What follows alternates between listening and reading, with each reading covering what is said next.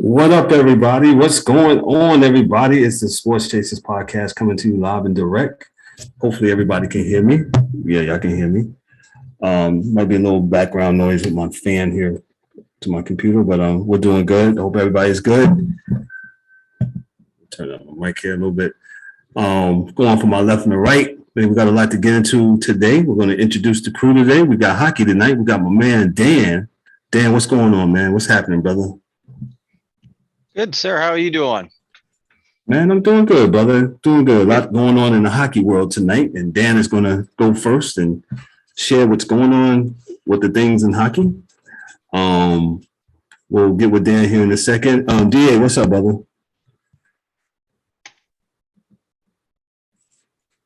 Yo, what's up? What's up? You know, combine time.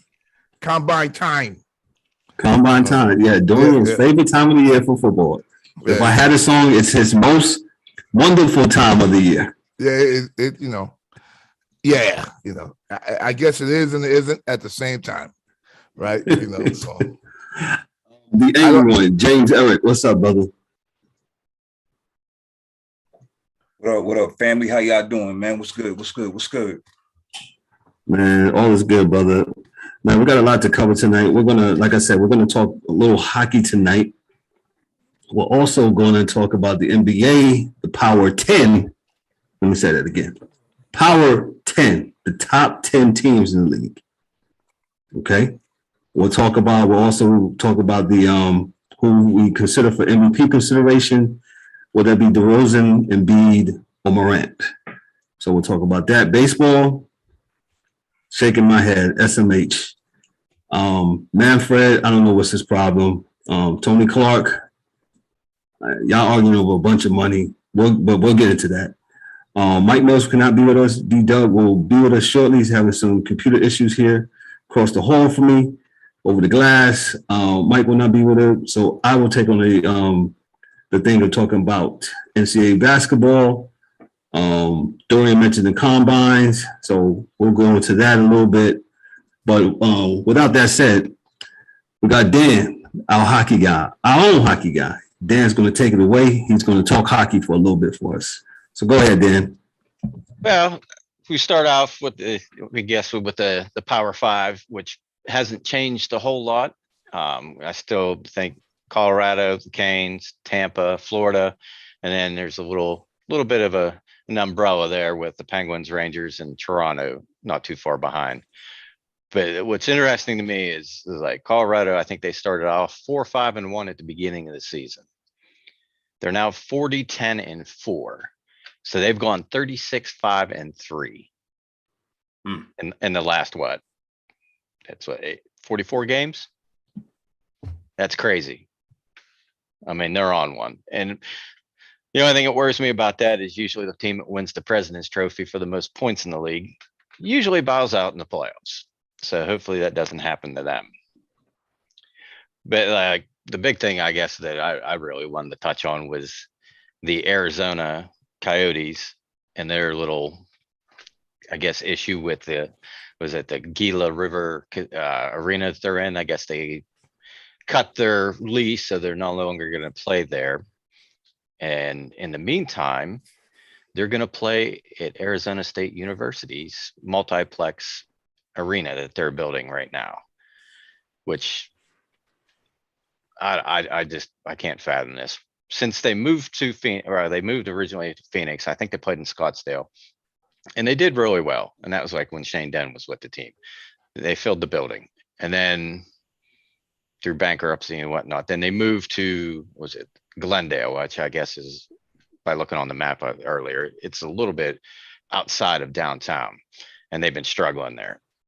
So now they want to build a new arena in Tempe, downtown Tempe, which is closer to where they originally started, which I think would be good because a lot of the season ticket holders from Scottsdale, it'll be a lot closer. They're probably get a lot more season ticket holders and actually fill the building. But in the meantime, that like the thing it's, I guess, crazy to me is they made this agreement with ASU and they don't have any firm plans or got the green light to build in Tempe yet. So, I mean, I don't know. Like, this is a picture of the building that they're building. That's the actual building that they're building. This is supposedly the ASU multiplex. And I watched on the Coyote site, I think it was the president CEO with one of the media people for the team talk about this. There is 13 rows of seats. Wait a minute. And this is supposed to be for a professional hockey team? 13? Yeah, how much is it supposed to sit, Dan? I want to say they said it was around 4,000, but whoa. Believe me, right there with you. So when this is all said and done, it's probably somewhere between 32 and 4,000 is what it's going to see. Why a professional hockey team? For a professional hockey league team. So even if you're just going in there for a little while, you're talking about hemorrhaging money. Like that's one dude's salary matches the amount of people that'll be in there. Like, so from a financial perspective, you're just throwing money away. You're burning it, smoking it like weed. Well, Cheech and Chong. They weren't doing good in Glendale. I got you. Too far out of the way. But there's a lot of ramifications the whole way across this with like the escrow that they got to put, each team got to put in. So they're probably going to be out on their own, not with the other teams, because there's no way. But the crazy part about this is not only is this a small arena, and I mean, it's probably awesome to watch the game, but it's going to be a hot ticket because there's only so many of them. But they can't share locker rooms with the college. So not only are they building this arena or helping them build this arena, they're going to have to build another building beside it so that they can have locker rooms and stuff for the professional teams to come in. So you got to leave one building to go to another building. So you wash and shower in one building and then go through the tunnel. I guess it wouldn't be that bad. I would imagine that. No, it'll be brand spanking new. I mean, it'll be nice, but I mean, that's just weird that, they're going to have to build this other building so that they can have locker rooms and stuff for them to come through to get to the actual arena because they can't share. So any profits? I'm sorry, Dan. Okay, go ahead. So any profit sharing deal, right, that all the teams have together, they have to bow out of that because they would essentially be dragging everybody else's dollars down with the 4,000 capacity arena. Like everybody else has 20,000 and you have 4. And that's the crazy part. Like, see if it's still on here. Let me interject. When the Islanders were playing in the Barclays Center in Brooklyn, New York, that was the least seating. Capacity, I believe capacity. They seated 13,000, which was it wasn't configured for hockey. The Barclays Center wasn't. It was just configured for basketball and other events, but they just happened to make it fit right there at Atlantic and Flatbush Avenues and in Brooklyn, and that's what you got. And if you went to a game there for hockey, even the center scoreboard was off center. It wasn't in the center. It was off to the left. So, but that was 13,000. That's still 9,000 more people than what Dan, maybe I'm taking your thunder. What's the end game for the Coyotes? And I think that you talked about that. Why don't they just move? Just move. Go back to Quebec. The Nordiques had one of the best jerseys in hockey. Shout out to the old Quebec Nordiques. So the end game for them right now is they want to build not just an arena, but they want to put like a whole like restaurant row, hotels, Right. the whole shopping, the whole 9 yards, which for the community is going to be awesome Fantastic. if they can get the okay to do it. But like this team is, since they left and came down there, it's been a mess. I mean, you had the bankruptcy. I know at one point, what's the guy's name that owns the Bulls and the White Sox? Reinsdorf. Yes. He tried to buy him. I remember that. And then there was, I think it was Ice Edge LLC, whatever they call it, that tried to buy him, and that fell through. So, I mean, the NHL is really stuck with this team being in Arizona for as much as they've gone through. Like, they pulled the plug real quick on the Thrashers when they moved them back up into Canada. Yeah. So, I mean, I don't know what the love is for this franchise. But it seems if you're in the right part of Arizona, it works. Correct. If you're in the wrong part, you know, you're bankrupt, because that's what happened. You moved and went bankrupt. I think originally they had folks wanting to see them do what they do, and that's probably where you would need to go in if you could get the money for it to build your, restaurants, hotels, arena, and then you could do some stuff and have the college team play at your spot, rather than you playing at theirs, but that's still a 2-3 years away if they can, get the government to kind of buy in on whatever it's going to cost to do that, X amount of $1 billion in bonds to do that, Well, I'm not sure if I heard the owner say that, like, they're gonna try to do this privately. Wow. Yikes. So that's, yeah.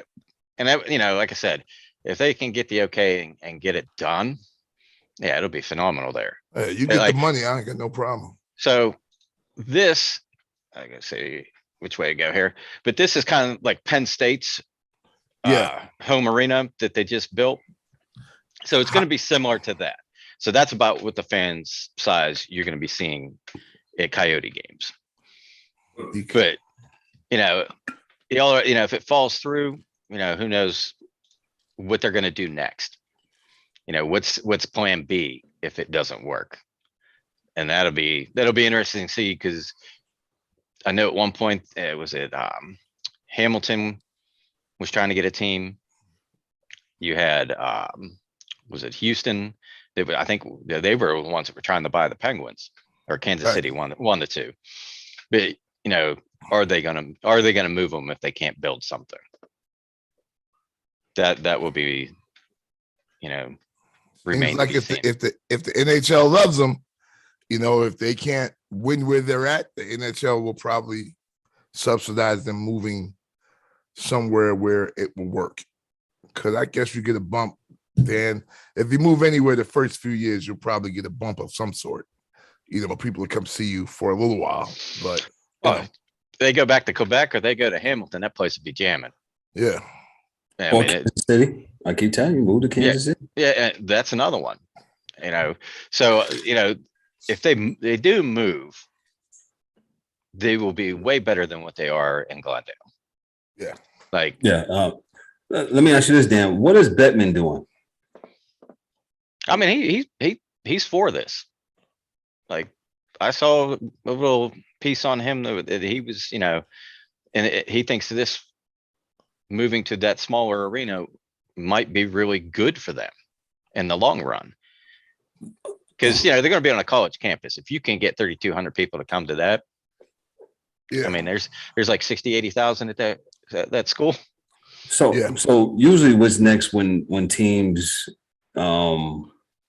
I've noticed from watching sports my whole career, my whole life, when teams are having attendance issues and things like that, they start playing at other places. They start playing in other cities. It started back in the days when the Dodgers started playing in Newark and flirting with LA. And what was it last year? The Rays was flirting with the idea of playing back up and playing in Montreal. Are there any things on the horizon where Arizona will play NHL regular season games, maybe in Quebec or Kansas City? Or they want this to, or does Bettman and the NHL want this to work?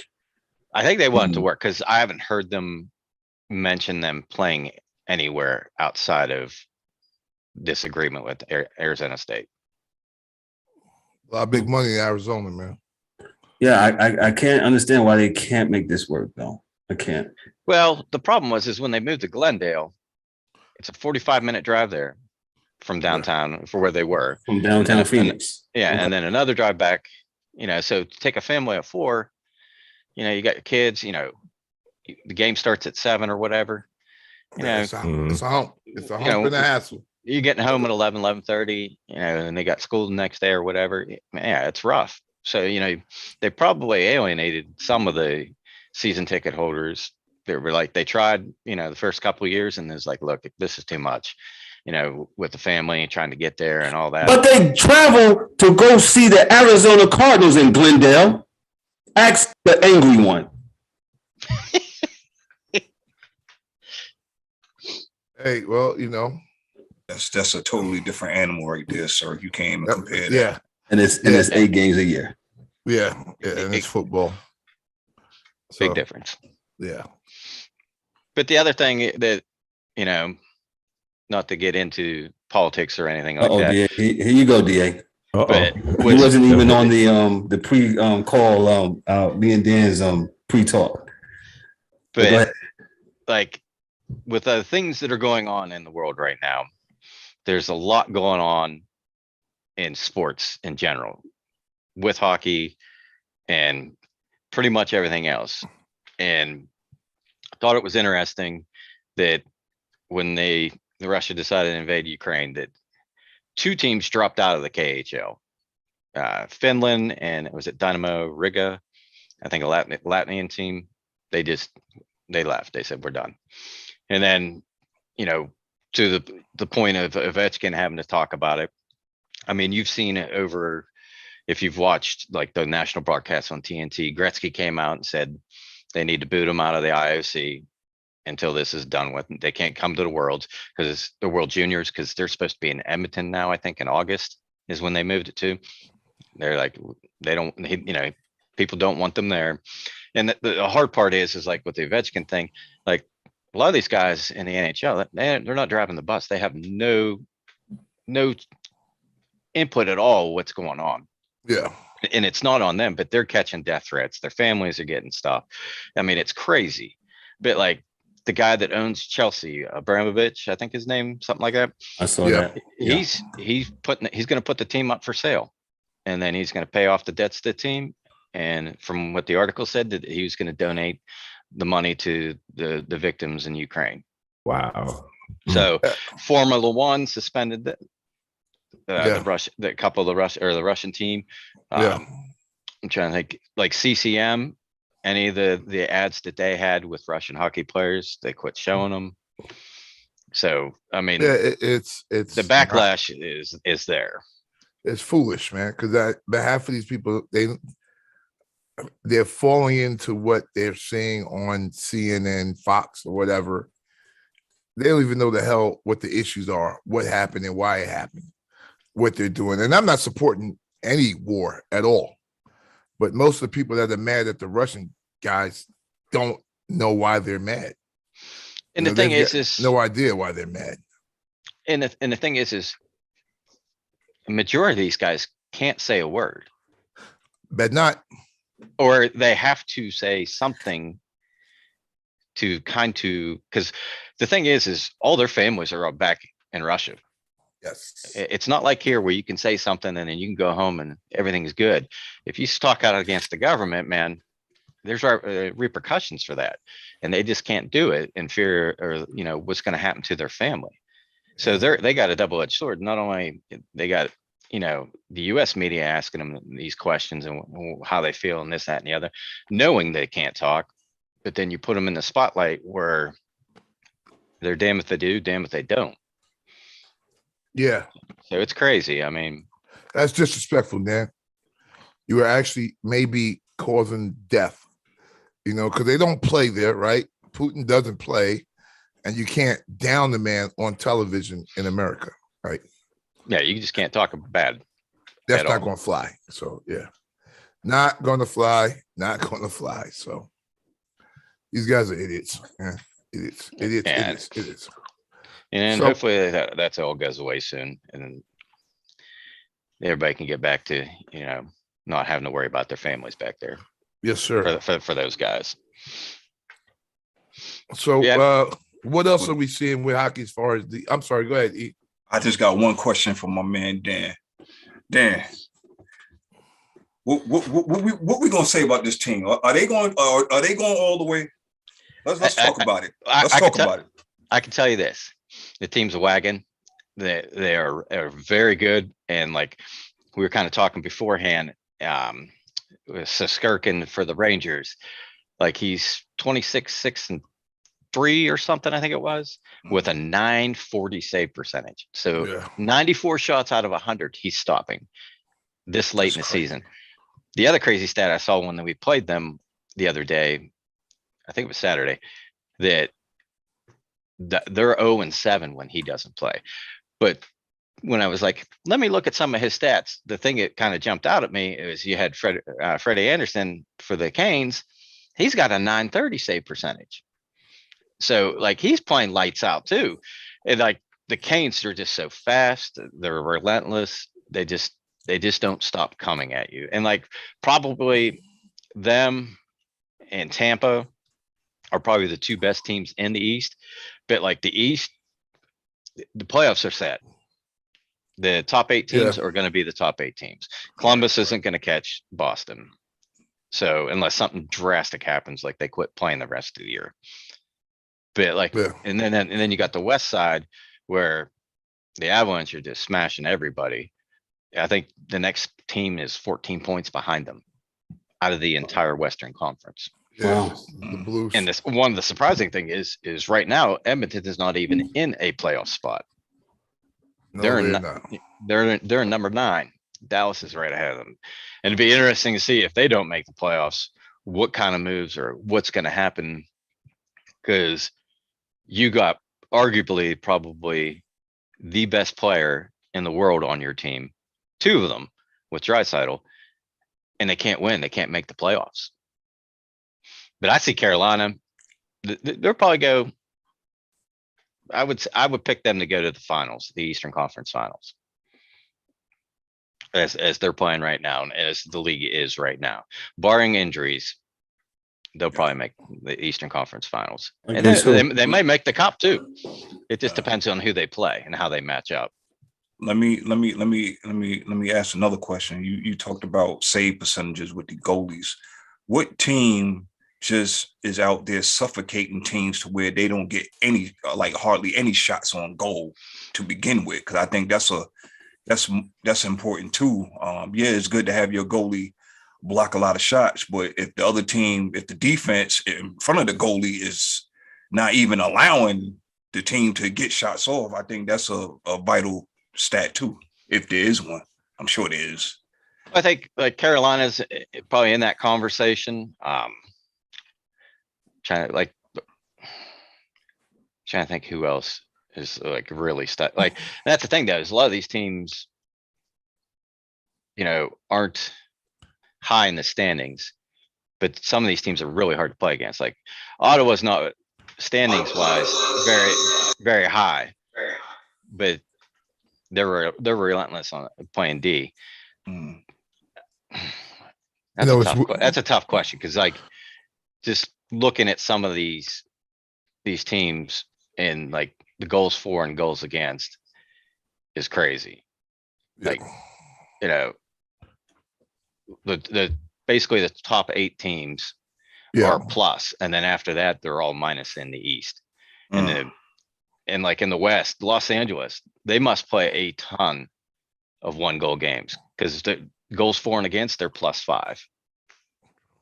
I mean, they've only scored 5 more goals than they've given up. That's tight, very tight. But like Nashville's kind of like that too. That they can be suffocating on with getting in front of shots and blocking a lot of stuff.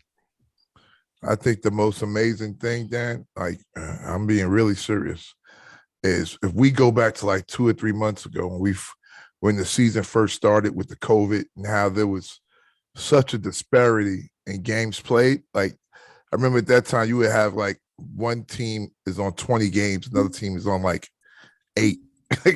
Yeah. Now it's so crazy. Everybody's caught up. Like it's 52 between 52 and 55 games played for everybody. And that was this last month. Yeah, when they didn't go to the Olympics and they had that little break for the All-Star game, but it seemed like every other night, your team was playing so that they can make these games up. And it's they play back-to-backs? There was a few back-to-backs, like we were talking. We played the Rangers Saturday, and then we played Columbus on Sunday. Yeah. Okay. Hockey. Wait a minute. For our fans out there, hockey. How many minutes, Dan? 60 minutes. It's 20 minutes. 20 minutes per period. And after that, if you're tied, what happens? You play a 5-minute overtime 3-on-3, and then after that, they go to a shootout in the regular season. Correct. Playoff hockey, they play until somebody scores. Or somebody dies. That too, because I remember watching the Penguins play the Flyers, and I fell asleep on Easter. That was an Easter game. I know the one game when it was 5 overtimes. I fell asleep and woke up, and they were still playing. I was like, "You got to be kidding me!" Yeah, like they basically almost played 2 full games, which is crazy. Because if you ever skated before and skated hard for 1 minute and then go sit down for a couple minutes and get back on the ice and skate hard for another minute, your ankles are hurting. You're hurting, so's your lungs. You're hurting.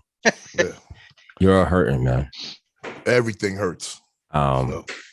Yeah. But we're getting to that time of the year. I think, what is this, the 3rd? So we got about 18 days, I think it is, till the trade deadline. Yeah. So you'll see the teams that are in it start making moves, and some of the teams that are not in it start moving people.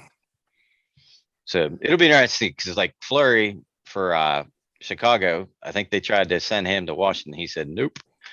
And then they tried, I think that Edmonton wanted him, and he's like, no, I'm not going there either.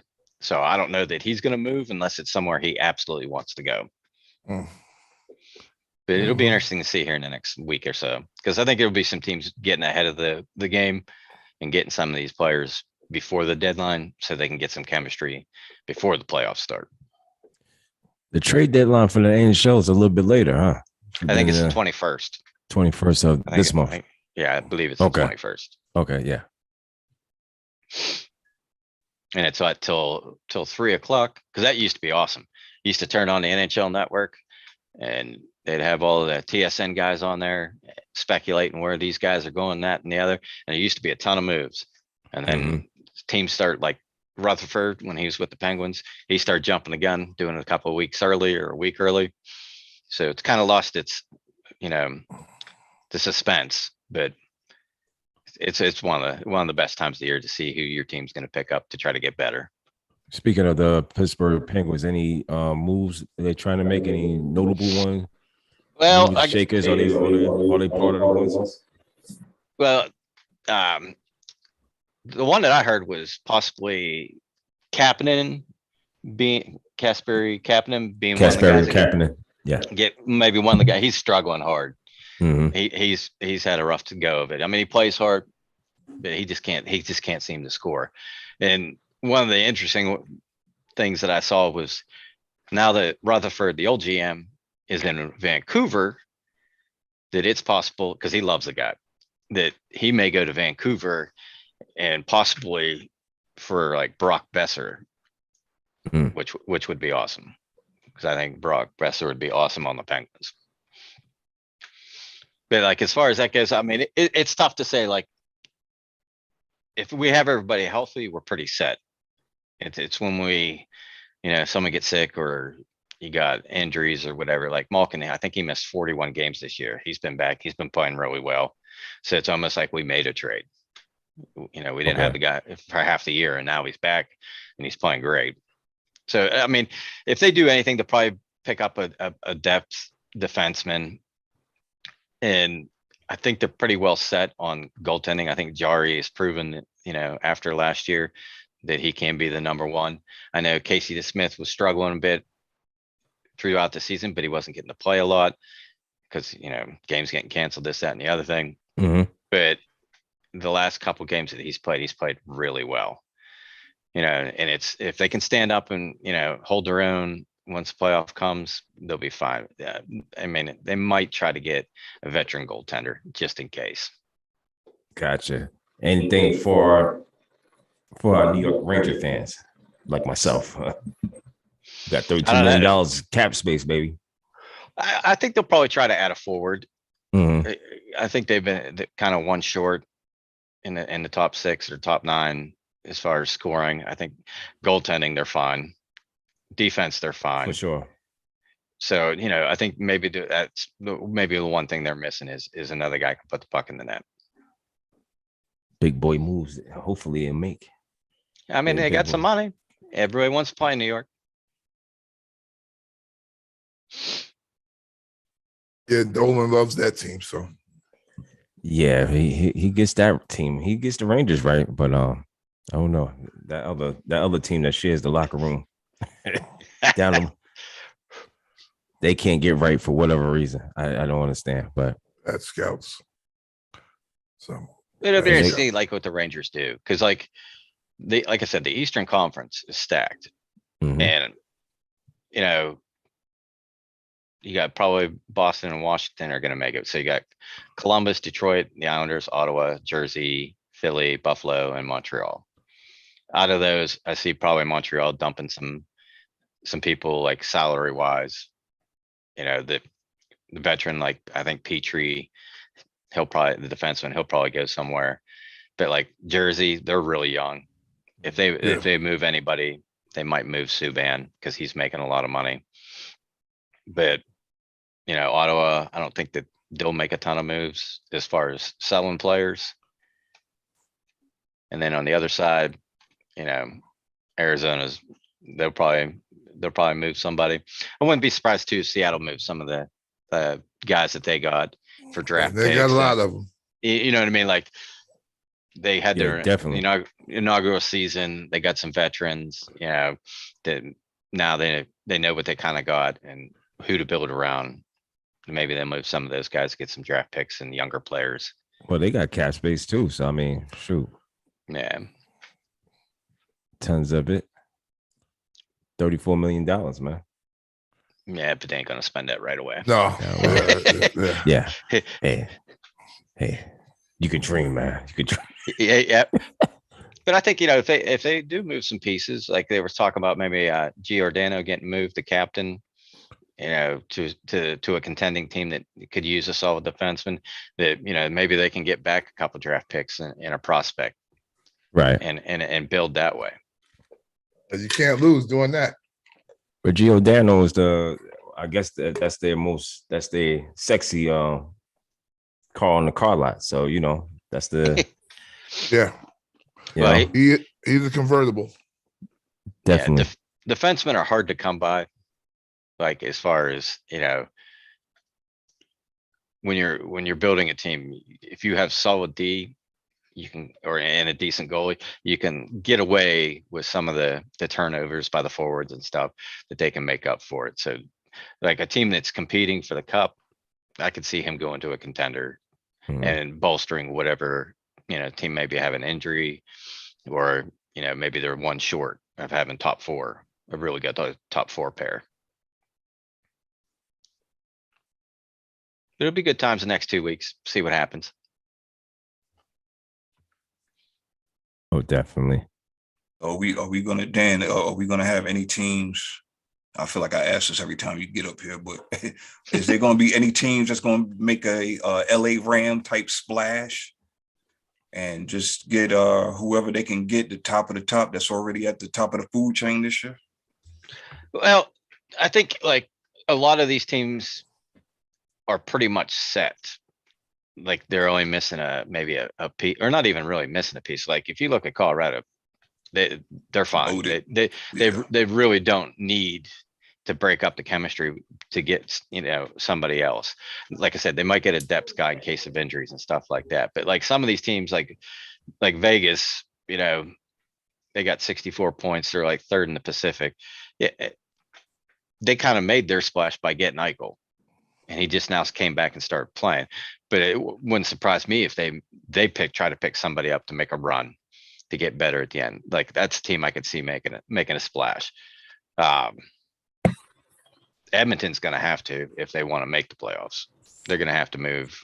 They'll probably have to bring in a couple guys, and depending on who they move out and who they move in, will depend on whether McDavid's watching again. Mm-hmm. And that's interesting. If they don't make the playoffs, that dude's been there, I think they're like 6 years now. And they made the playoffs, I think once, maybe twice. And I don't know if they made it out of the first round. Is he going to want traded? Does he want to go somewhere else? Somebody's going to be looking to get up out of there. Because I mean, you got, like I said, you got two of the best forwards in the game, and then probably one of the best power plays in the league. But I mean, you're sitting in ninth place in the West. No good. No bueno. If that's all, Dan, that you have for hockey, we appreciate Dan as always. Dan always brings the heat for hockey. Some of his takes. No hot takes, because we don't do hot takes. But Dan, we truly appreciate you coming through for hockey as you always do. And see my boy there.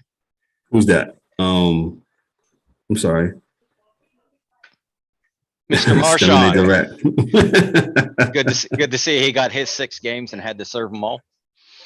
Maybe he won't be out there sticking people or licking them. Well, tell us real quick what happened with that. Well, I finally saw where they actually said what happened. So apparently Jerry made the save, right? And looked at Marchand and said, "How about that fucking save?" And that's what set him off. And that's when he punched him and tried to stick him. And I'm like, if that's what sets you off, you're having a really bad day. Yeah. And I think most of that more of that suspension of why it was what it was is their failure over the last 5 years of them letting him get away with licking people and everything else. Right. But then the other thing, like not too far after that, like a day or two later, I want to say it was Winnipeg. And who was the other team? Minnesota, maybe. But they got in a fight. Foligno and I can't remember the other guy. But while they were on the ice, the dude tried to WWE or UFC knee him in the head. On skates. Well, they were like on top of each other. Oh, okay. Like on the ground, and he kind of gave him one of those. Knees. I think I want to say he got 2 games for that. Some ground and pound. Yeah, I think it was Lowry and Foligno, where the two were going at it. Well, I saw it. I was like, I can't believe that guy just did that. At least y'all shake hands after the playoff games. Unlike some college sports where we do with a handshake. Nope. I'm going to transition to the National Basketball Association. Thank you, Dan. You're welcome. With the hockey, we're gonna go right to the NBA Power 10. And I say that Power 10. Explain that. Power 10. Top 10 teams in the league. Not the bottom 10. Power 10. Let me be clear. So I got here, and this is from Yahoo Sports. Phoenix Suns. They're number 1. The Memphis Grizzlies. Moran is playing out his mind. Number 2. The Miami Heat, quiet as it kept. They're 40-21 as of Tuesday. They're number 3. The Boston Celtics, number 4, 36-27. The Denver Nuggets, number 5, Jokic. Yeah. He's right up there with some of the MVP candidates. The 76ers, I think that's going to change, though. They're number 6. Number 7 is the Dallas Mavericks. Wow. Number 8 is the Utah Jazz. Number 9 is the Golden State Warriors. They've been kind of, they have been losing of late, so they've been dropping. And number 10 is the Bulls. I'm going to start with the DA on the Power 10 rankings. Anything sticks out to you? Anything you want to make known? Go ahead, DA. Yeah, it doesn't sound too far-fetched. The Celtics, I'm happy about that because everybody wanted to trade either Brown or Tatum because they thought they couldn't work together, and it just took a meeting of the minds, and that's probably the best 1-2 punch in the NBA right now. I don't know, everybody says Embiid and Harden, but those two are buckets, as my son would say, and they both play defense. So really, shot they were that high. Chicago, right? Chicago's still in there, right? You said Chicago, right? Yeah. Chicago's number 10. All right, yeah. So that's probably a really good testament to that team because they've been decimated like the last month, COVID and whatever, and for them still to be hanging tough at 10 is really, really impressive as a team. I think they were built the right way, and I think they're probably going to knock somebody out that we think is going to go really, really far. Miami's been playing well. They've been chipping away. I just don't see them as a championship team. They're a good team, but I think when it comes down to it, Bam Adebayo is a monster, but he does not. They're going to need him to do more offensively. They're going to need more offense from a lot of dudes in that team.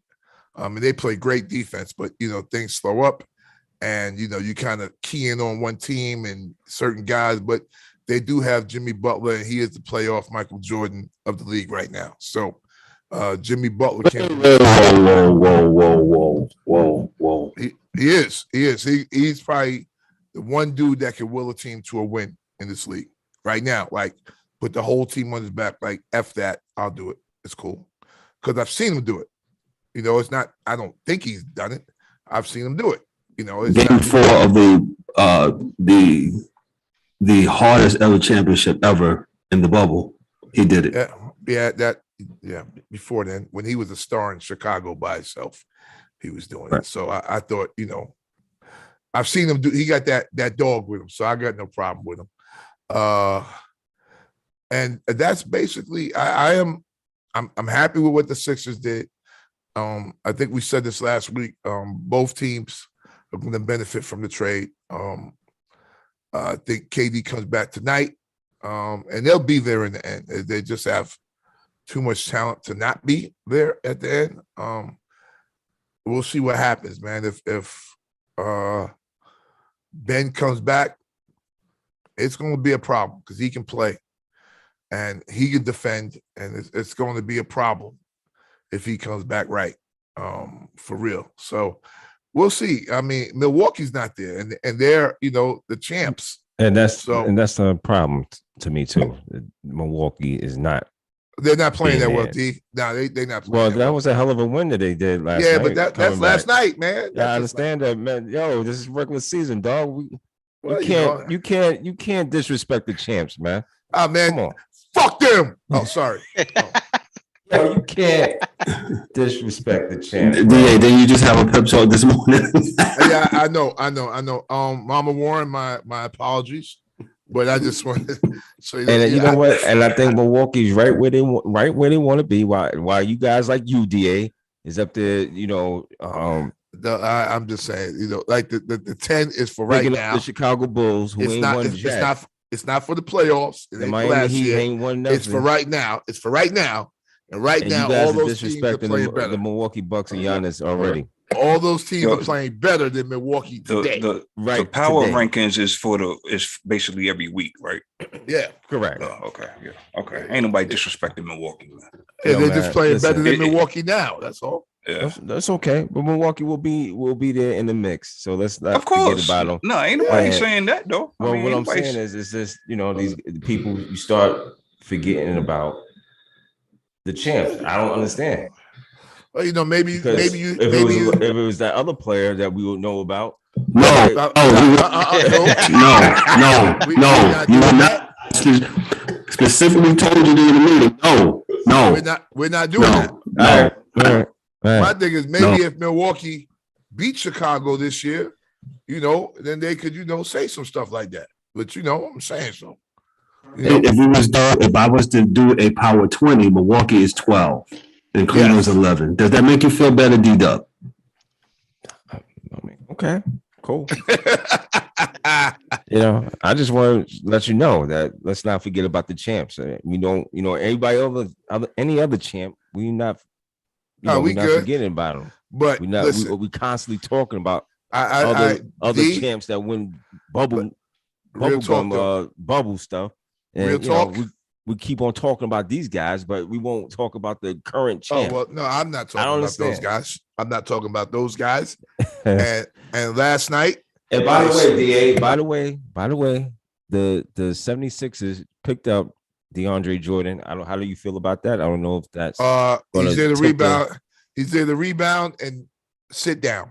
And is DeAndre Jordan happy that he got out of that He don't care. That dude's been sleepwalking for the last 4 years getting the check. Sleepwalker. So, yeah. So, it's not that impressive to me. But I'm gonna tell you what though, last night the Heat should have won that game. That was a foul on Jimmy Butler. It was home cooking that they gave them a jump ball when Jimmy Butler clearly caught the ball. Giannis didn't catch the ball, and they jumped on him. That is a freaking foul. Period. It ain't no. Wait, that's not the possession error? Yeah, they called it a jump ball. I'm like, come on, you guys got to be crazy. So, again, the referees inserting themselves into a game where they, I'm bad.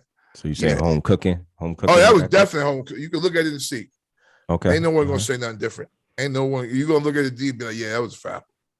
Home cooking. Yeah, that was a foul. That was a foul. Eric, are you with us? Are you okay over there? Oh, yeah, I'm good. Oh, okay. See, this is why I didn't want to black my screen out, because now I'm having technical difficulties. Okay, gotcha. I will take it as this with the Power 10. My team to watch out for is I would say two. Well, let me do one in the East. I think the 76ers trade between the Nets and the 76ers. And if you've been looking, and those that say, hey, Harden has played the Knicks twice. The Knicks ain't not good. We know. The Knicks are awful, and they're my team. Well, I won't say the Knicks are awful. The Knicks just keep being the Knicks. No, they're awful. Yeah, okay. All right. Yeah, they're awful. Yeah, you said it right. Shout out to RJ Barrett. He's the one shining bright star. That's it. I don't know why this coach doesn't play Cam Reddish. I don't understand that. Cam looked good. Cam looked good last night too. Thank you. We finally played him. But I would say, the 76ers in the East, if they can continue, and hey, shout out to the kid Maxey. Like, he really is. I've been watching the 76ers the last couple of weeks, and he's been playing really, really good, man. That guy plays fearless, man. He really does. I love the game. Yeah, I can explain. You know what he did? And I'm sorry, Kev, real quick. Okay, Doc. Doc Rivers, when Ben wasn't playing beginning of the year, right? People were like, Doc, what's up? What you gonna do? He put Maxey out there, and Maxey, believe me when I tell you, he took his bumps and bruises. Right. I seen him get ripped repeatedly early in the year. Correct. But all that, I guess trial by fire has him in a place that has a 2-guard. His handle is much improved. He goes to the rack really hard, and I really didn't know the kid was that quick. So, because he's not that big. Like RJ is a lot bigger than him. When you look at it, it's like, wow, damn, I got RJ looking like he's 6'9", but he gets to the rack really quick, and he doesn't BS with it. Like, so when he catches it, if he's not going to pass it, he's gone. He takes off. He's not going to dribble 8 times. Mm-hmm. He's going north and south to the basket, and he's catching dudes off guard. And that's because Harden opens up the floor. You know, everybody can't really double team anymore. You can't double team Embiid. You can't double team anymore, especially if you put both of those guys on separate sides of the floor. So it's going to be interesting because Tobias hasn't had a good game yet, and I know he will. So, you know, I know Tobias will. So they're going to be pretty strong. You know, I don't know what it ends up being, but, you know, we'll see. It should be interesting in the East at least. Eric, what's your thoughts on the Power 10 rankings that we got here? Oh, it's actually refreshing to hear people talk about the teams that are actually doing something. That's all I got, man. I mean, everybody we talked about, I would like D said though, I would go as far as 12, 14. You know what I'm saying? You know, they everybody's trying to make a move, man. I love how in the media, I'll just leave it at that. In the media, everybody's just loving on James Harden and the 76ers, and rightfully so. We've seen this story before. He went to Houston, lit it on fire, didn't win shit. He went to Brooklyn, lit it on fire, didn't win shit. So now we come to Philly. Hopefully, maybe now he has a bona fide big man. Still don't. We'll see. We'll see. He did not get the vaccine. I just wonder. Durant was hurt. What do you expect him to do? Hey. When you was talking, I ain't say anything. So back what I was saying, right? All I'm gonna say is what happens if Embiid gets hurt. Can't trade James Harden no more. What's going? Are you gonna man up then? Are you gonna stop running? Huh? Are you gonna trim your beard up and take it on the chin like a man and just pony up and do what you're supposed to do as a superstar? Yeah, you sound like you have an issue with James Harden. I don't mean to cut you off. I have an issue with people running from problems. That's all I'm saying. I mean, he's been running since OKC. But anyway, again, before all you haters hit the comments, I don't hate on James Harden. I don't. I really don't. I just don't like the way he moved. But that's half the league nowadays, so whatever. So James, hold on one second. I got a question for you. Do you like the way Boston is moving? I'm impressed with Boston with the Tatum and Jaylen Brown coming together. They ripped off 9 at one point this season before the All-Star break. How impressed are you, or if not, aren't you? I'm very impressed because I didn't dog on them too much because people forget that they have a brand new coach and everybody has to learn whatever system that he's implemented. And it seems like everybody is running in stride now. Everybody's on one accord, and Boston is a sleeper in the East. Mm-hmm. You got 2 bona fide dogs over there, as DA mentioned earlier. These guys play defense. You got Marcus Smart still there. I mean, you got veterans. You got guys that know how to play the game of basketball. And they seem like they have finally got on one accord and they're moving full steam ahead. So, yes, I am very impressed with the Boston Celtics. As a Knicks fan, it hurts me to say that. But, you know, we all about that fair game around here. Yes. DA, quick question. As far as the Miami Heat and the Chicago Bulls, what do you feel about them? I mean, they've been chugging along. They got the 1-2 best records in the league. I like them, man. And the thing is because they playing good. The record shows that, but is it really real when it comes to the playoffs? Because you still got Brooklyn is like an AC, but they really not an AC, and they're gonna you know how it is that things is not what it appears. Like the standings is really not what it appears. I think the crazy thing is that I believe that both of those teams could beat Brooklyn because they both rebound and play defense. I think people sleep on Chicago because they're new, not necessarily young, but they're new. But people forget that they are still where they're at with, I think, Lonzo been out, weeks now. right? Lonzo hasn't played. Levine has been out back and forth. And this is why DeRozan is in the MVP conversation, because he's been scoring 50 points with no 3-pointers. So, it's it is what it is, man. But I think they'll both of those teams will have something to say towards the end, I believe. I think both of those teams will not bow out in the first round. So they'll be there. Dan, what do you got, man? So I do have a question, because I know in hockey, because they play the same amount of games. Don't the NBA plays 82? Yes, sir. Well, they have the same amount of games scheduled for a season. If they actually play them, that's a whole different That's story. another whole story. I'm sorry. Dan, go ahead. That's kind of where I'm getting to. So I know this is a troll fest of the NBA tonight, boy. I tell you. Yeah, no, but like in hockey, you have the doldrums where you kind of get to that point where sometimes everybody's not playing their hardest. People are tired, sore, hurt, and that's why I was wondering. Like, they're 63 games in, so they got like what, maybe 20 left.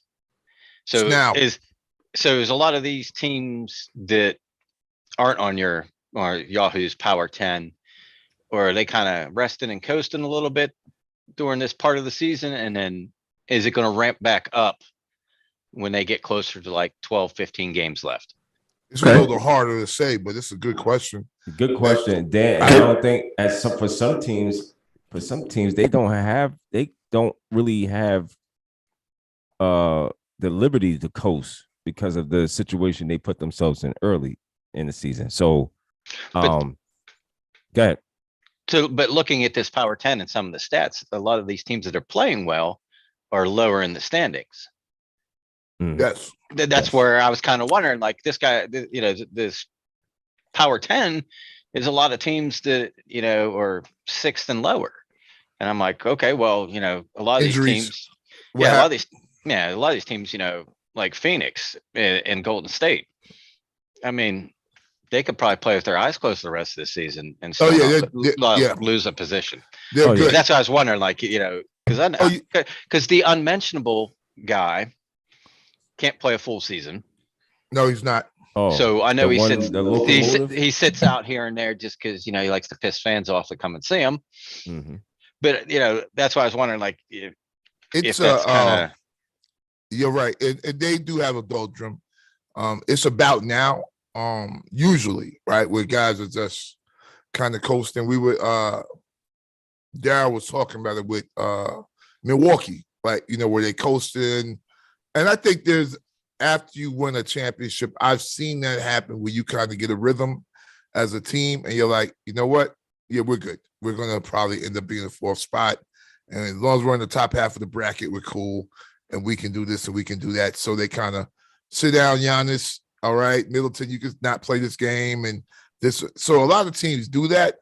But I think for Milwaukee this year, if they were doing it, they kind of messed up because they're going to be on the bottom half of the bracket. They're not going to be in the top half. So they're going to be 5 through 8. They're not going to be 1 through 4 this year. So it's a whole different situation when you're 5 through 8. Let me jump in here. Dan, you like turned it around and became the moderator there for a second. That's a great question, man. I like that. So let me I very rarely get a chance to do this. Let me get into this, man. I think with the NBA, yes, I think it's the doldrums, as baseball called the dog days of summer. The dog days are winter for some NBA franchises around this time of year. But I also think, and some may disagree with me out there, I also think with the implementation of this extended playoff thing they got going, the play-in thing, I think that has also made teams be like, we're not going to run it and gun it all the way. We still got that. And if we still got that, right, we'll get it.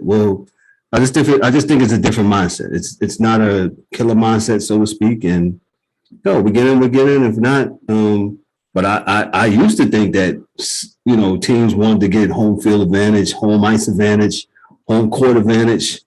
Is that right, Dan? You're the hockey guy, right? Most teams want the home ice advantage, and there is an advantage for that. Is that correct? Absolutely. Yeah. Yeah, you want to play more games in your barn than you do in the other teams. Oh, yeah. Well, I got the answer to it. Go ahead, D. They'll never do it. DA knows what I'm about to say, and E knows what I'm about to say. Cut these damn games down to about 68, 64 games. And I guarantee you, the mindset will definitely change and shift. I guarantee you, because you can't be taking these days off like you do. Yeah, owners ain't gonna allow that, man. Owners will not allow that. So yeah, I know. But that's the only thing. That's the only way. That's why the NFL got it right, and they keep on trying to. The NFL, I think they want to add 27 games to this. They keep on wanting to add more games, they don't understand that less is more, and that's why their product is so great. Yeah, well, greed is everything, brother. Yeah, I understand. And what's better than $2? $3. You know what's better than $3? $4. That's what it is, man. Yeah, the NFL has a sense of urgency, right? And I always go back to that strike shortened or lockout year when the Nets had just came off going, I believe, the finals against the Lakers, and they came back the next year. They lost like 10 in a row. And it was supposed to be a 50-game season. The Nets lost 10 in a row, and that was a wrap. That was it. They couldn't recover. It was a 50-game season. You lost 10 in a row at the beginning of the season, it's over. It's over. It will not happen. Yeah, D-Dub, I get what you're saying, but they're not trying to let off the money and the cash. And that's going to segue me into the next topic, that with another sport that's not even trying to play. And if you guys will bear with me for 2 minutes. Damn, he's going to read. Yeah, I got to read. But this is something that just happened here. So let me just read this. You said there would be no math, Kevin. You said there would be no math. Let me read this. This is from CBS Sports, and this is R.J. Anderson. This was about an hour ago. 4 franchise owners voted against the last proposal Major League Baseball submitted to the Major League Players Association on Tuesday, according to SNY's Andy Martino. When the union unanimously rejected the league's proposal, Commissioner Rob Manfred made good on a pre-existing threat by canceling the first 2 series of the season, thereby ensuring the owner-imposed lockout would leak into a 3rd month. Per Martino's source, even more owners would have joined the nay side if the league's proposal offered a competitive balance tax threshold higher than $220 million. As Martino noted, that could prove to be an issue heading forward, given that it takes only 8 no votes to derail the ratification of a new CBA. Last paragraph I need to read here. The CBT has become a hot topic button in negotiations for reasons that CBS Sports explains elsewhere. The short version is that the CBT was originally introduced as a luxury tax, but owners have since bent it into a salary cap. And this is my thing. The players don't want a salary cap. They don't want nothing to do with it. While there's no evidence that either improves parity, both are proven to be effective tools of wage suppression. Few teams have shown a willingness to exceed the CBT, and even fewer have dared to cross the threshold on a consistent basis. By any honest analyst, the hardliners are treating breakaway spending as a existential threat when it is not. I swear it feels like the DA wrote this article. I'm going to lead off with him. DA, go ahead. Okay, so a competitive balance tax is not necessarily a bad thing for a league. If we look at it from a macro sense, right? Because you want as many teams in the league to be as competitive as possible. That means there's more games, more advertisers, more everything, right? But what it does is it calls out the teams that are that let's say skirt the rules, right? And we talked about this the other day offline. Right. Is why have a salary tax if you're going to go over it every year? Like, look, listen, we have to stop here. This is the salary. We can't go any higher than $5. You're with your wife at the supermarket. I got $100. We can't go any further than that. And she gets to the register with $200 worth of groceries. Right? So this happens with the Yankees, the Dodgers. There's a salary cap. People don't believe that there's a salary cap in baseball. There is. It exists. It's just nobody listens to it. So with that being said, right? So we go back to the supermarket. The kids are watching mommy and daddy, and they say, oh, well, shoot, this thing don't matter. You know, I could just throw some more Fruit Loops in the cart and some from Frosted Flakes in there, and they'll buy it anyway, right? And this is what you have now. So you have the players saying, stop, guys. You really want a salary cap? All right, boss. They know they don't really want it, because if player B comes on the market and he already has 35 home runs that year, Vlad Guerrero Jr. somehow or another gets out there, you'll go way over your salary cap to sign him. Way over. You don't care. So they're saying, why are we acting like we care today? Why do you not want to, do this now? Why? Because people are watching? So I'm like I said, I can't say who's right or wrong, but I can say what's happening. And I think the players are saying, they're calling BS on all those caps, and they're saying, listen, we need to raise the salaries to this much. And they have a scale that they have, and I think it's probably about 18 to 20 million off between the two, between what the Players Association thinks players should be getting paid, with raises at a scale, to what MLB, the bosses believe. And I'm not saying the bosses are wrong. I'm just saying that it's hard for you to say or put down the discipline now in your house when you've been paying $200 at Walmart for the last 8 years. So it's kind of hard to do that, so because in football, it's a hard cap and there's nothing you can do. So they act like that. GMs act like that. Players act like that. Everyone acts like, yo, daddy said there's only $100. And dudes know. So we get cornflakes, the real cornflakes from Kellogg's, or we gonna get Storm Flakes from Walmart. And you make your decisions, man. You make your decisions. So that's where I see it, man. And I hope they can come to there's not going to be a middle ground. Somebody's going to win, someone's going to lose. Just know that before they play again. Someone's going to win and someone's going to lose. There will not be a middle ground. That I guarantee. Look, let me put this out there. Earlier, before the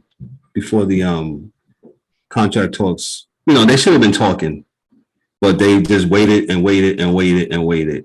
Well, Matt Scherzer said something. He's part of the Players Association, part of the union, and he said he got a number that like 80% of the league players make less than $500,000, and he said that's what he's fighting for them to up the salary in the first couple of years. Now, I'm kind of comparing apples and oranges to give people a sense of what's going on. So if you remember back a couple of years, and I call this the Sam Bradford rule, right? Sam Bradford got the bag, and he was awful. And that did what? That changed. There was, the owners was like, oh, no, we can't be giving people that just come out of the league, just give them the bag automatically. You got to earn the bag a little bit. And that's what happened. And that's why we have what we have now, right? The NFL, right? Hey, man, while he's making $250,000 or whatever, and he's playing lights out, hey, man, we got to win this Super Bowl. So, and what Scherzer's saying that, he's like, hey, we want to try to increase the player's salary.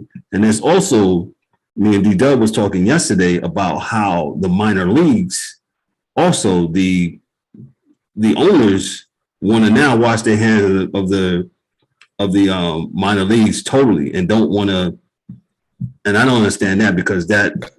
And that's also part of the salary discussion is their pay. So when Scherzer says that, yeah, it's all of the players.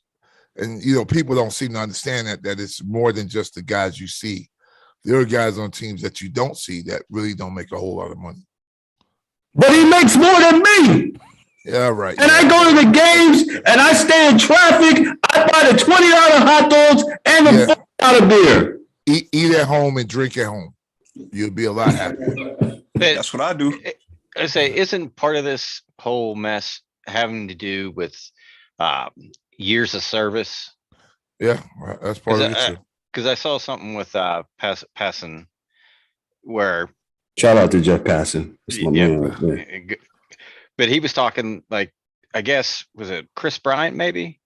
That they sent him to the minors for like 10 days so that he didn't hit the benchmark that would give him free agency a year early. And they did it to Guerrero, didn't they, just recently?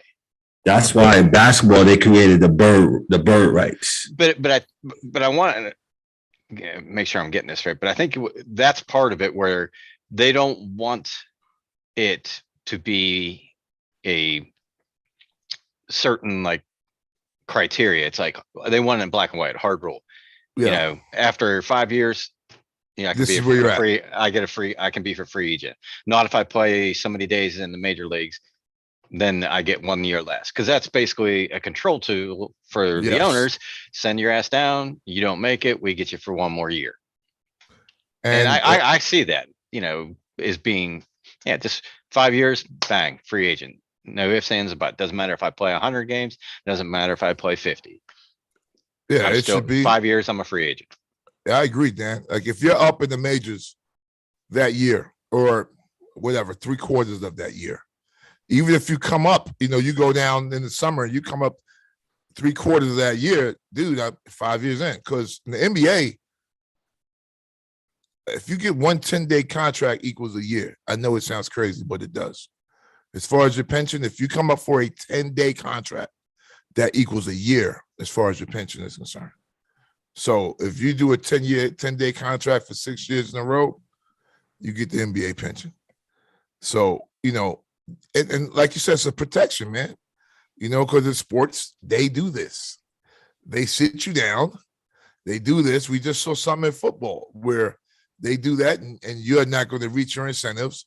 And then you can't, you can't be a free agent. You can't get this money. You can't do that. It happens. Yeah, that's why I like just the whole, I think it might have been Guerrero that they sat down the first 10 games.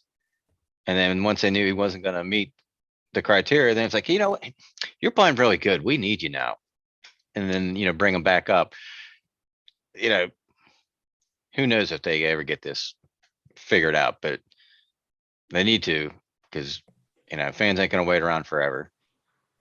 And people get tired of these labor strikes, this, that, and the other. That's why hockey, I think they bent over backwards to make sure they got their stuff done when they did, because they knew they couldn't go through that again. Well, the last strike was, let's say lockout was what, 1990, if that's correct? Am I 94? Are you talking about hockey or baseball? Baseball. 94. Is it 94? Okay. Yeah, because the reality is that this is the other thing that fans or casual fans, they think it's a strike. It's not a strike. It's not a strike. The owners locked them out. And it was a preemptive lockout because they knew what was coming. They knew what was coming and they were like, yeah, we're not doing this. We're just not doing this. So it's going to be a sticky wicket, fellas. I believe that. A very sticky wicket. Eric, what you got?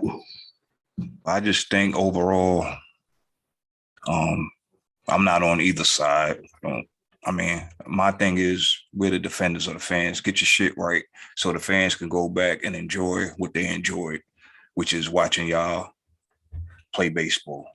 And like DA said, I if it's going to come down to one side giving up something heavy for the other side for them to move this deal along, this is going to go a lot longer than what I think anybody anticipated. And that's, again, sucks for the fans.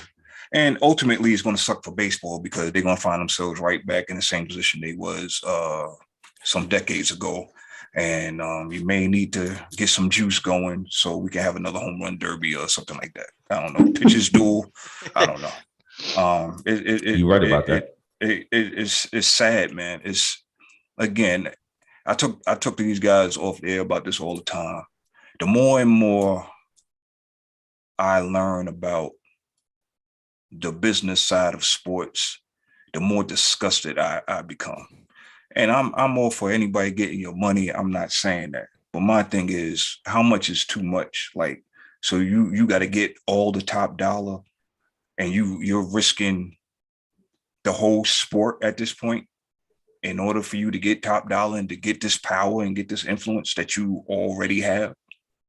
I mean, and that whole thing with the minor league contracts, yo, I never understood that until I started playing the baseball game on PlayStation, like really getting into the contract. Like, what the hell? If I send this guy down, that's doesn't count for a year of, like, that blows my mind, honestly. Like, it doesn't make any sense, man. It really. I almost went somewhere. I ain't even going to go there, but that's really crazy that we have this going on in 2022. It's crazy. They need to change it. Well, Eric, I think you had to go back to the history of baseball and contracts. So back in the day, for all those casual fans that don't know, you can look it up. It's it's there. Baseball had what they call the reserve clause. So basically, you were the sole property of, I said it, the sole property of whatever said team. You had no rights. You had none of that stuff. And Yankee for life. Yeah, Yankee for life. Yeah, like really like cartel stuff. Like you couldn't go nowhere unless they cut you. So sound like some property stuff. So true story. They said back in the day, Mantle hit like 50-some home runs.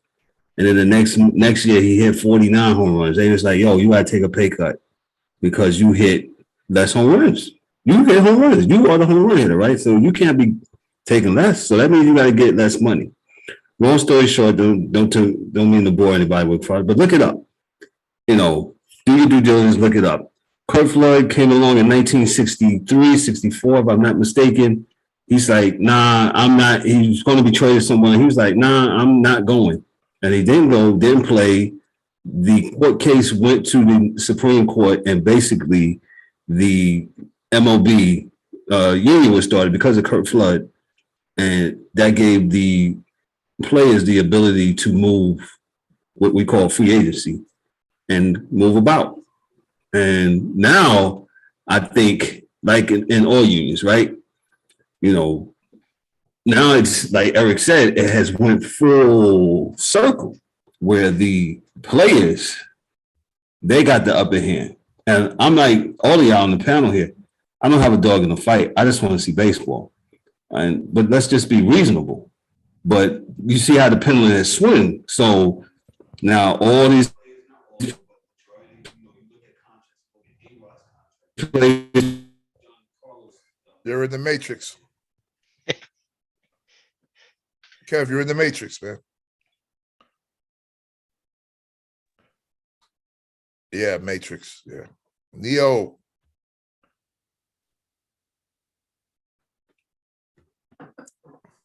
Yeah, I was like I said, yeah, you in the matrix, but you good now. But yeah, I agree with you, E, on that. I don't have a dog in the fight, but shout out to Curtis Charles Flood for real, because that was again, he was the pioneer of that whole free agency, the whole significance of that. But again, I'm looking at it where I'm just sick of baseball and the whole this, And by the way, D, it was 1990 was the lockout. 1990 was the last lockout. 94 was the strike season. Okay. That's what we had. It's just I stand corrected, my brother. You got it. Yeah, I baseball. I don't know, man. You seem to see it more in baseball than any other sport, and sometimes I think baseball is just doing a disservice to themselves. I know is already on life support as far as, people, again, I hate to say this because that's what they say. It's baseball is a regional game. And nationally people don't really care. It just depends on what part of the country you're in. So, but the people, if you're in a particular part of the country that love baseball, you're kind of like sick of these guys already, and you just want them to get their stuff together, and so we can see some baseball. But hopefully they'll get this straightened out, the situation. Being that I am a union guy. I like the union. I'm always going to be pro. As I say, I don't have a dog in the fight, but I'm always going to have a soft side as far as for the worker, the guys, other than the other than the owner. So, but with that being said, I hopefully they could get both sides could get something worked out where it's fair, equitable for both parties involved. So I hope so as well, D. I'm with you. Yeah. Yeah, because I need something other than basketball to watch. So I know hockey is going to be going on, and I'm thankful for that. But I mean, baseball was on the up and up, man. It was like, it seemed like, I mean, I don't know about, how y'all feel about it, but for me, it seemed like baseball was really grasping back at the hearts and the minds of the American people, man. So again, man, I just feel like this is going to be a big blow if this drags on longer than what it needs to be. And honestly, it's already drug on longer than what it needed to be. But well, here's the thing. They said it was close. I mean, they said it was close until Manfred came out with that news. Was it yesterday or the day before yesterday? Yeah, they're working, man, because they went back at it today. They did go back today. So it's positive. Yeah, because nobody wants to lose. Nobody wants to lose no more games, man. Because right now, what we looking at? 2 series. 2 series right now. So. Yeah, the first 2 series. I've been watching college baseball, so they got a kid in North Carolina State, man. He's serious. I think he's grown though. I think he's like 40. Like he has a beard. And dude just hits home runs like every time he's out there with one hand. Dude is nice, man. I'm like, where the hell did he come from? He's leaving school like in the next 3 days. He's leaving school. Sure. I'm sure somebody's gonna pick him up. Oh yeah. Like I said, it'd be going in 3 days. Yeah. I'm leaving. He could play. So I wonder though, what do you guys feel like? Let's just hypothetically say, if they was to do away with minor league baseball, and I can't even believe that I even said that out of my mouth because I can't even fathom. Anyway, if there was no minor league baseball, what would be the best course of action for guys that are playing college baseball and looking to get into see, that's the problem, because the problem is that on the college baseball team, there's 30 guys? Yeah. Even at the biggest D1 schools, only half of them are on scholarship. No college program gives 30 scholarships, I don't think, to all the baseball players. Maybe Vanderbilt, maybe, or they make it look like they do. So everybody's not going to be on scholarship, right? So that's the first part. Even 30-man roster, I think, not everybody's going to be full ride, and it's never full ride on the baseball side at all. So that's always going to be a problem. With that being said, and then you have your other leagues, in which case you're going to have like a scout or a middleman, air quotes, and that could be a good guy or a bad guy, get you into a Dominican league or get you into a Mexican league or a Venezuelan league, to where someone can see you coming out of high school playing against the type of competition that'll get you in the majors, right? So you're not really sure where you could go. Like you have to, it would become a very nefarious AAU type, under the table type world. And I'm not saying that it's not that today, but at least with college and guys going straight to the minors, you can kind of knock some of that off, but I think it would become really seedy if there was no minor league, AAA, AA, 1A, and you had to just send guys to Dan K's league down in the Dominican Republic.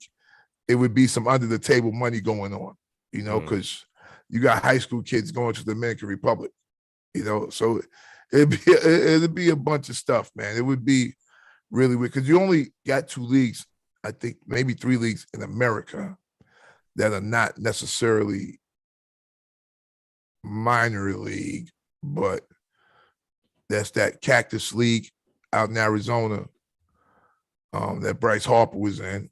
That's the Woodbat League. I think there's another one on this side of the country, and then there's a international something or another. But yeah, it seems like it's probably I forget the name of it, man. PPL. It might be PPL or something like that, man. My buddy was his son plays, and he was giving me the name of the league. So it's like in hockey, Dan, that right underneath that nebulous between being a college hockey player and a pro hockey player, like you're in between. There's a league, I think PPE, or I'll get the name of it, but that's where dudes go. That's like the highest level of youth baseball, air quotes, where real guys will come take a look at you. And if, you may just be that phenom, but it would be hard for kids. I believe so. I think it would be really hard. It'd be really hard for American kids, especially. It'd be very hard for American kids, I believe. But I will look that up for you, E, and get all the information I can on it. Okay, cool. Hey, fellas, real quick, which I got for me with Derek Jeter. Derek Jeter, ladies and gentlemen, if you don't know, Derek Jeter pulled out of the Miami Marlins and decided to go another route, saying that the Miami Marlins visions and their vision is not in alignment with his visions of what he thought the team was going to be, and decided to, he said, hey, here's your shares and I'm out. Peace.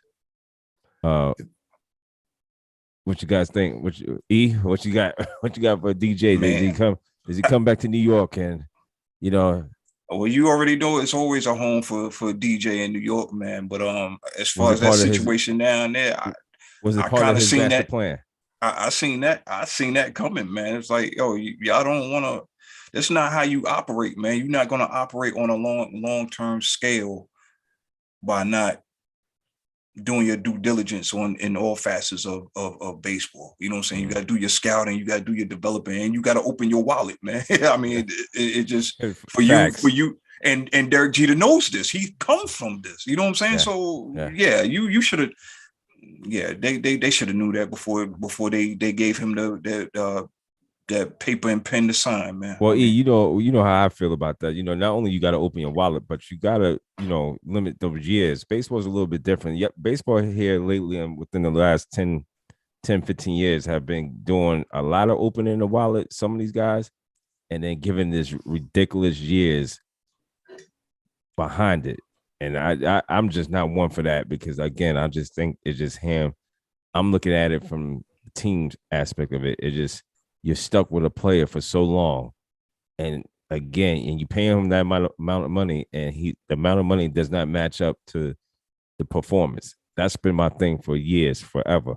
DA, you got anything on that one? DJ? That's my boy. DJ is my boy, and he's a billionaire, and he'll land on his feet somewhere. Yeah. I'm sure of it. So, marriage didn't work. He's fine though. Yeah, he's fine. Yeah. Dan, you got anything on El Capitan?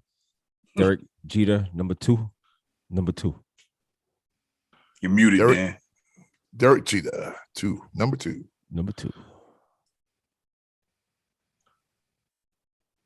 Yeah, we've been having some technical difficulties. We got $5 coming from Hockey Man Dan tonight. Dan.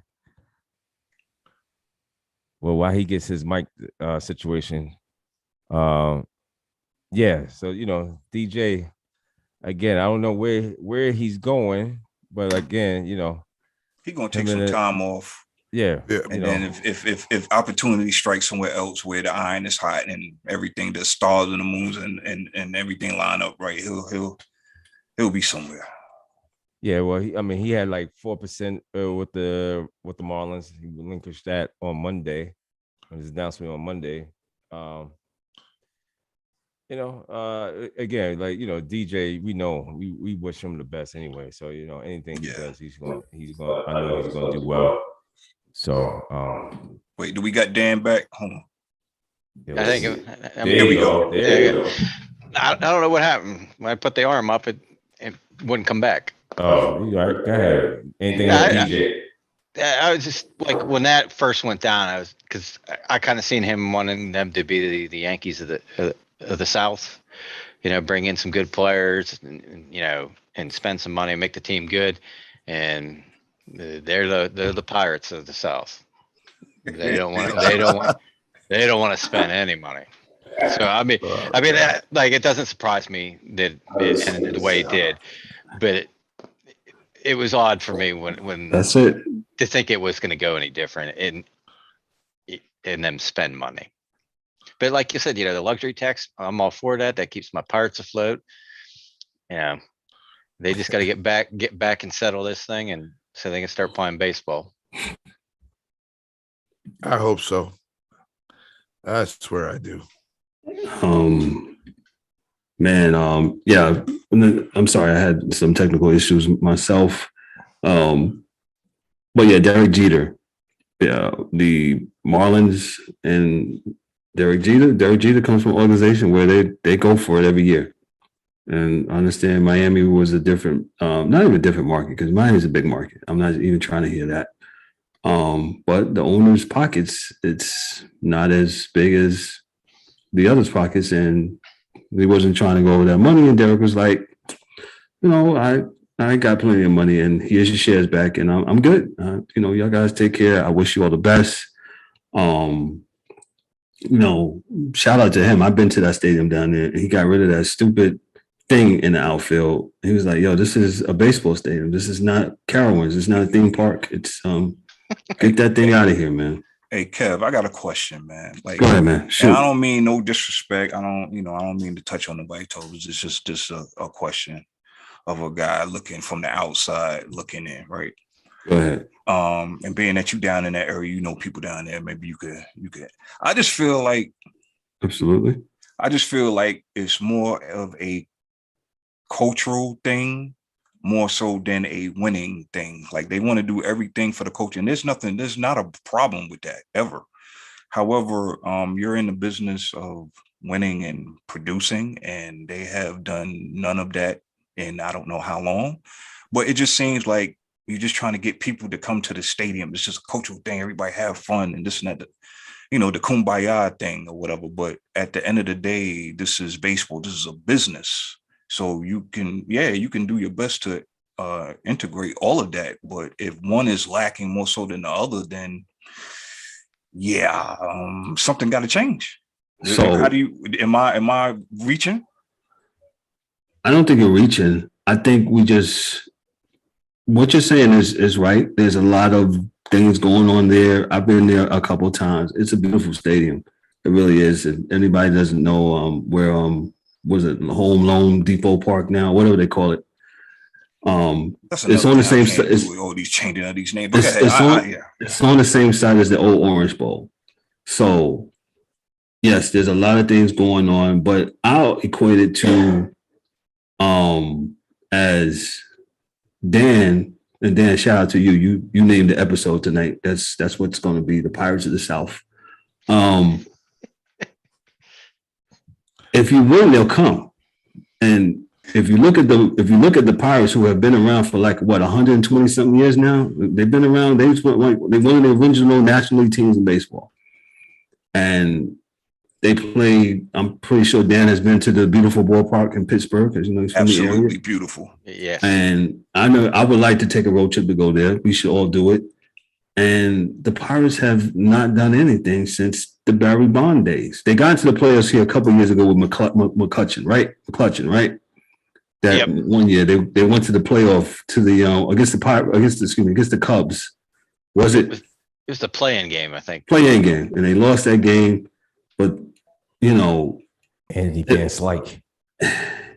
If you don't spend no money, right, it's kind of hard. And Dan always says, I know, and he says, yo, the Pirates are the minor league teams for bigger clubs. So Eric, I know I'm not dancing around your question. I just think that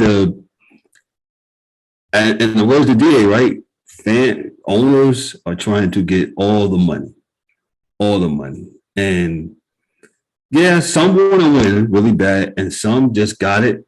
The franchise is a toy, and long as the books balance at the end of the year in the favor of the owners, they're good. So you went down to Marlins Park and you paid $30 for 3 fish tacos, you know what I'm saying, because they're gourmet. And what's that, Ramsey the chef, he cooked it, his people's cooked it, and then you had that $15 beer that went along with it. Yeah, you know what I'm saying? So I just think that if you build a winner, they'll come. The Marlins have won 2 championships before, and strictly right after that, what do? They dismantle the team. And I just think you just got to build a winner, and they will come. Everybody's team is not like the Cubs, where Cubs ain't won like in 100 years, and Wrigley was always sold out, and it always so it goes back to what, right? What we keep saying about my Knicks, right, DA? Yeah, they won't get long better. As they keep going, long as they keep going to the turnstiles on 7th Avenue between 31st and 33rd Streets, they won't get better. Why should there be a change in the behavior, right? They're still gonna just keep doing it, man. But I don't know. Derek Jeter, hats off to him. Who knows what he's gonna do next? He has a bunch of money. He's a Hall of Famer. That real quick, we didn't talk about this on the air. Then we're gonna we talked about this off the air. Eric, Paul O'Neill.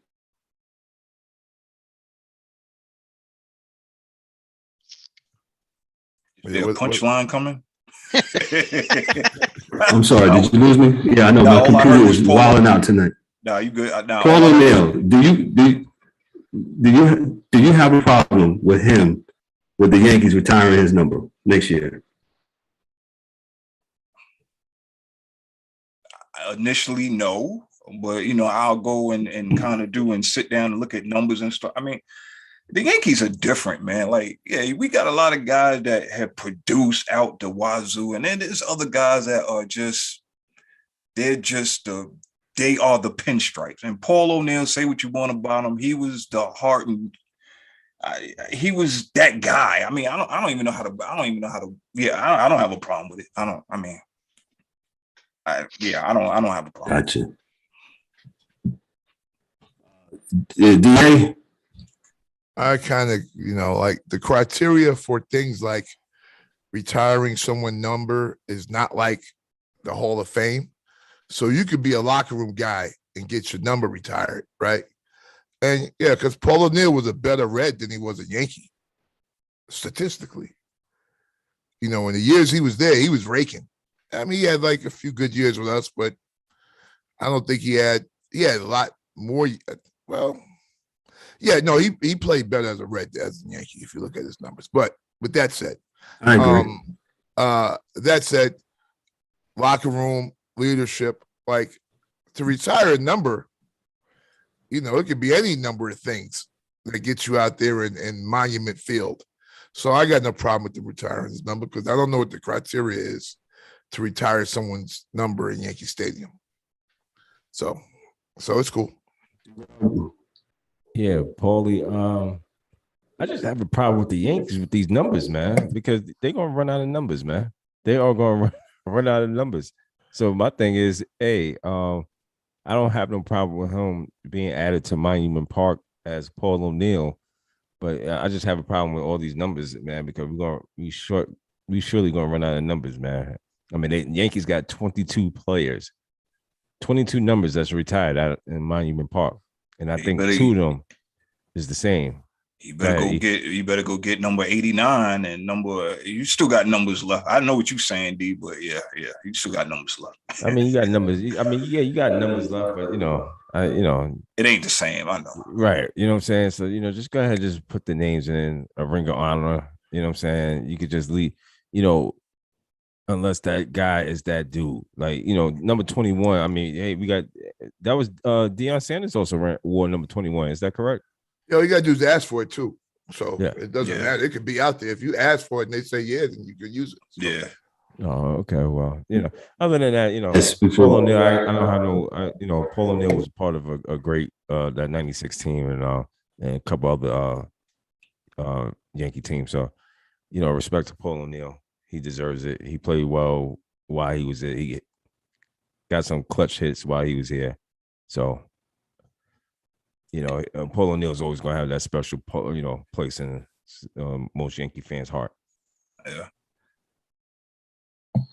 Let me put Dan on the spot here. Dan, what Pirates numbers are retired out there? What y'all retired numbers? Y'all been around a long time. Oh, good Lord. You got Clemente. Probably Stargell. Mazeroski probably. Walker. Yeah. I don't know about Bonds. I don't think we have a ton. Vance Like. And Vance Like was a bad dude, man. Yeah. We had Vance Like, Bonilla, and Bonds. Yeah. That team that's right last there, time. And I like the Pirates, man. I mean, we had Drayback. Yeah, Drayback. We had Wakefield. Oh, wow. Yeah, Wakefield. About that. And Wakefield was a knuckleball. And that's the last time we were good. And she'll like it too. Hey, Kevin. So what how do you feel about it, Kevin? What's your thoughts on it? On Mr. O'Neill. On my part, I at first I was like, okay, Paul O'Neill was really great, and he came through to the Yankees, and I was kind of thinking like D-Dub. I was like, God, we're gonna run out of numbers, man. We can't put everybody in there, and I kind of told D-Dub, I said, hey, Andy Pettit is in it. He was like, what? And I said, yeah, his numbers were tied out there in Monument Park. But like DA says, it's a different criteria for the Yankees. And I don't know what it is. Like he said, the locker room dude or whatever. But, Paul O'Neill was part of that core that won championships in 96, 98, 99, and 2000. And salute to Paul O'Neill, man. He was a professional. And, he won the reason why he came over, he won that championship with the 90 Reds. Help that team. That beat the Oakland Athletics. They swept them in 4 games in 90. That's right. So that's about it, man. Man, this has been a really terrific show, man. We worked through our technical difficulties and things of that nature, man. Hey, just let you know, we can be found at, I'll be Mikey tonight. We can be found. Shout out to the Canes. Shout out to the Canes out there on I-40, a bunch of jokes. Hey. We can be found on all podcast platforms. I mean, all of them, for real. Shout out to our new folks at Poditize for getting us going, really getting us going. So, we thank God. We're thankful for the new relationship with Poditize. Every episode that's we publish, they're right there with us. You can find on YouTube. We're streaming on YouTube now. All social media platforms: TikTok, Instagram, Facebook, all that stuff. We're on there. Just to let you know, give y'all a little tease. We got something coming for y'all within the next couple of weeks. We will keep y'all abreast and giving y'all little hints and notes and nuggets of what's soon to come. But we got some really special things getting ready to come to the Sports Chasers podcast, and we're getting ready to do some big things, man. So I'm grateful. It's March. We got to move into March Madness. I know, the miss segment of the of tonight. Miss college basketball. Mikey's our college basketball guy. So before we end the show, DA, real quick, what does Georgetown do with Patrick Ewing? What do they do? What can they do? They're probably going to fire him, but I don't think it's his fault. I don't think so either. Listen, he had a class a few years ago. Something happened, like a guy stole something, and another guy stole something, and then guys started leaving. Like he had a whole class leave on him, and when that happens, it happens. It's a wrap. Yeah. So Georgetown is one of those schools where you got to go to class, and people still think I'm trying to be disrespectful when I say that, but a lot of these colleges, you ain't got to go to class, man. So when you're playing against schools that do, you're going to be at a disadvantage. So, they don't go to school in Alabama?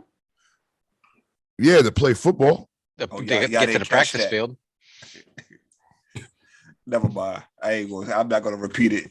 Hey, if y'all caught it live on YouTube, you know what it is, man. When the Big East crumbled, so did a lot of those programs. Yeah. Because they can't draw the kids like they used to. Indeed, Dan. And good point, Dan. And Dan talking about the Big East and Pittsburgh being one of them. Well, the ACC has 85 teams now, so like they really, when they say Atlantic Coast, they mean the whole goddamn Atlantic Coast. You ain't never lied. So and that was just the whole Atlantic Coast.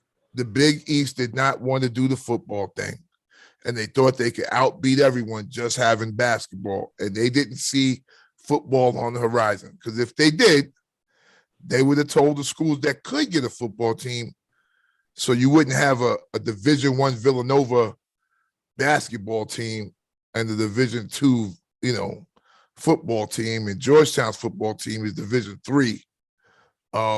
So it's hard, man. It's hard. You can't have a league like that. It doesn't work. Yeah, I think they waited too. Yeah, you're right. Because you look at the University of Connecticut, right?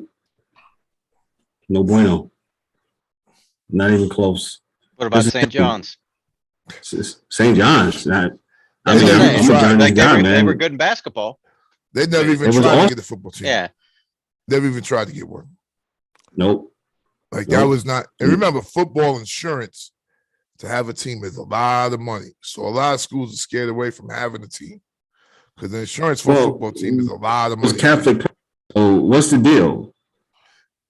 With what?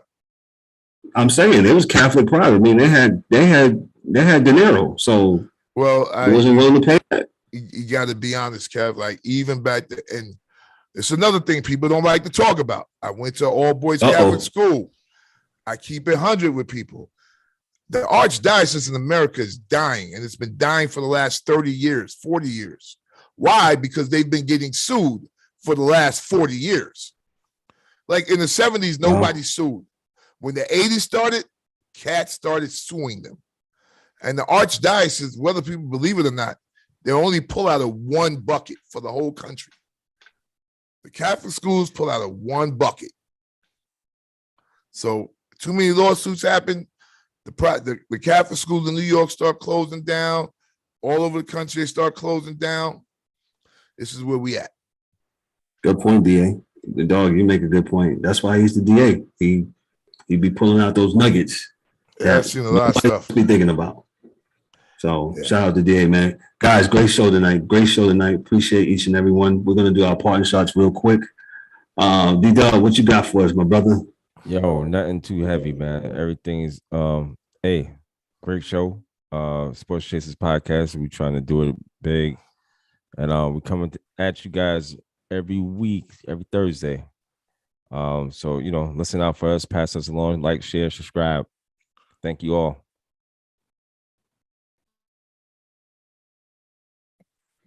Eric, what you got? As always, great show, gentlemen. Dan, thank you very much for your golden knowledge on hockey for us, man. It's always a pleasure to have you. Man, as always, man, it does not burn a hole in your pocket to be a decent human being.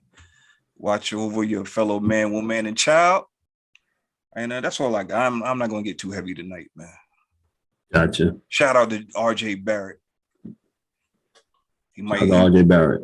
Yeah. I got a Nick jersey. I ain't gonna stand up show y'all whose numbers on it, but he's probably the only Nick right now that I would even think about getting a discount a discount jersey for. But Latrell Sprewell? Oh, nah. sorry. Carmelo. Charles Smith. You know the big Charles Smith. hell no. Whoa, Dan. No. Shots Absolutely fired. not. Shots fired. Yikes, Dan. Go ahead, Dan. Since you letting all shots and what you got, man? That's Was that your party shot? He done Literally. two shots at me, man. He ain't got no more shots. Yeah. Awesome show. Glad to be back. It was a good time as always. Yeah. Just want to say my Penguins are whipping Tampa, so I'm feeling good. Thoughts and prayers to those over in Ukraine. Hopefully that gets settled quick.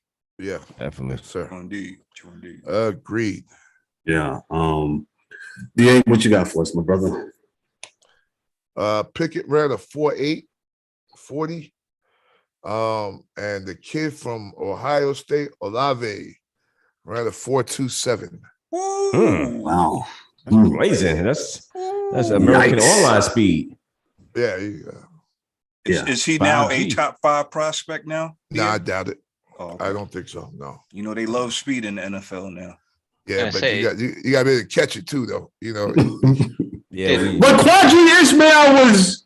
He couldn't catch. That was about him. Yeah. Wait, he said that. That's what I thought of. Yeah, he can run fast, but he catch the ball. Now the Rocket could do both.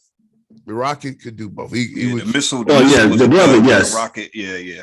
Rocket Ishmael was a monster, but no, Olave is good. Like I thought he was the best receiver of the three, but I think all three of them came out from Ohio State this year, which would only happen if the coach told him to leave, which means he's got three other dudes coming in, and he promised those kids.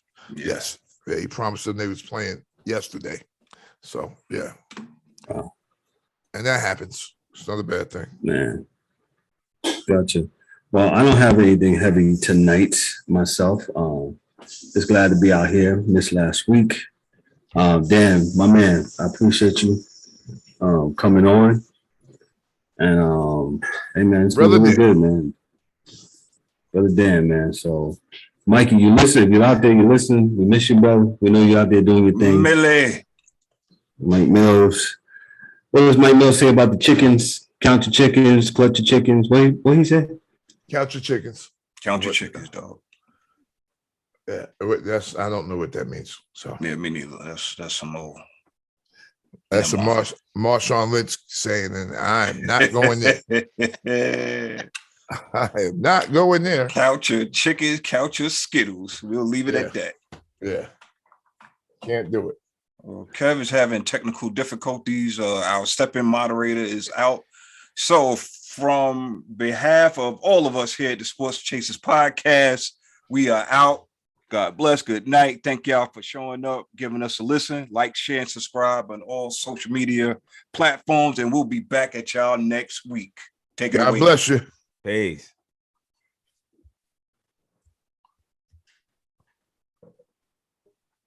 Just leave, guys. Okay.